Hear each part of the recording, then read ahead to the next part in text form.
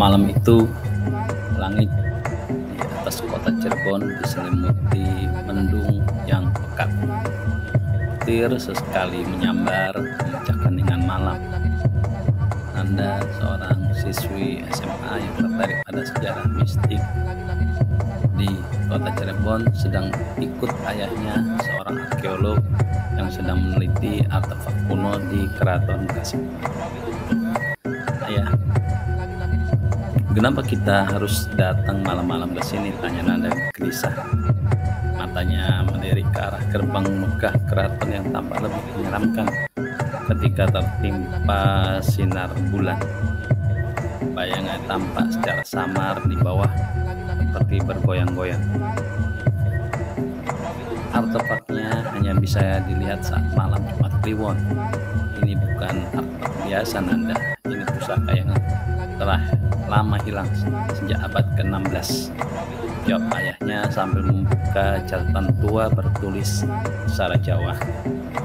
Lalu mereka masuk ke pelataran keraton ditemani Pak Raji, juru kunci tua yang tampak lebih banyak diam, namun matanya tampak berkeliling seperti mencari sesuatu, namun ia tidak mengatakan apa yang sedang dicarinya.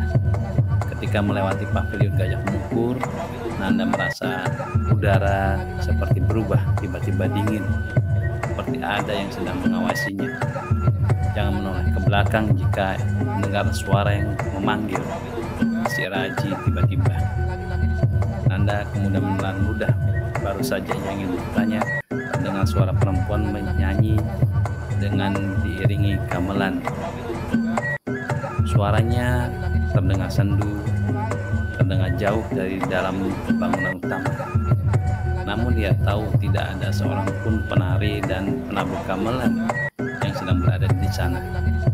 Pak Raji, itu suara siapa? Bisik Nanda. Raji memejamkan mata. Itu Nyai Lurah, penjaga gaib keraton. Dia hanya muncul saat seseorang mendekati rahasia yang seharusnya tidak boleh dibuka. Tiba-tiba lantai di bawah mereka bergetar pelan. Sebuah pintu kayu terbuka dengan sendirinya, memperlihatkan lorong sempit yang berhiaskan ukiran-ukiran kuno. Nanda mengangguk.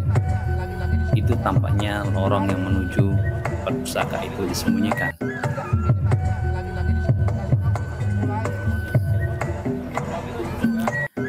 Tapi saat mereka melangkah masuk, Nanda merasakan sesuatu yang aneh. Sekelebat bayang hitam melintas cepat. Seorang lelaki berpakaian prajurit abad ke-16 sudah berdiri di ujung lorong. Ia menatap mereka dengan mata merah dan menyala. Siapapun yang mengambil pusaka ini tanpa restu Sultan akan dikutuk selamanya. Suaranya terdengar gemetar, meskipun tak tampak sedikit pun bibirnya bergerak. Ayah Nanda tetap maju, tapi Nanda menahan lengannya. Ayah, ini bukan hanya legenda toh.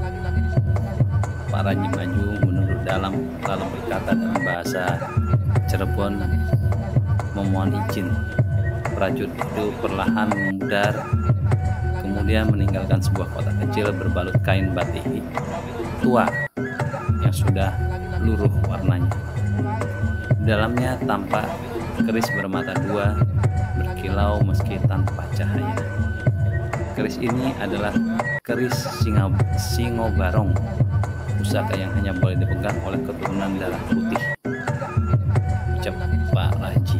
Nanda memegang keris itu dan tiba-tiba bayangan Singobarong muncul di belakangnya, melindungi dirinya. Sejak malam itu, Nanda mulai sering bermimpi hal-hal yang aneh.